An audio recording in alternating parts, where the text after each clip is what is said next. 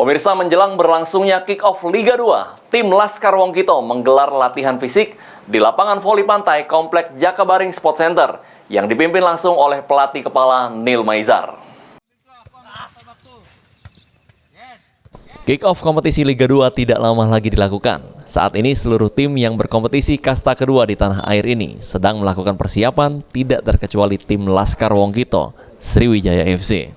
Bertempat di lapangan voli pantai Komplek Jakabaring Sport Center, Punggawa SFC yang dikomandoi langsung oleh pelatih kepala Neil Maizar melangsungkan latihan fisik selama lebih kurang 1 jam.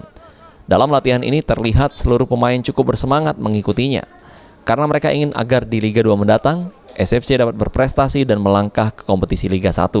Menurut Presiden SFC Henry Jainuddin beberapa waktu lalu, sampai saat ini dirinya terus berkonsultasi dengan pelatih dan manajer SFC untuk mendatangkan pemain baru, namun masih tergantung dengan kondisi keuangan dari Sriwijaya FC. Kalaupun duitnya ada, kita akan ambil pemain lagi. Jadi ada kemungkinan merombak ini, Pak ya? Merombak sih tidak, nambahin lah. Ya, tergantung duitnya tadi.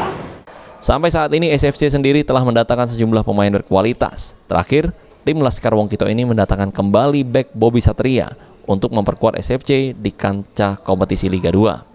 Firman Hidayat, PAL TV.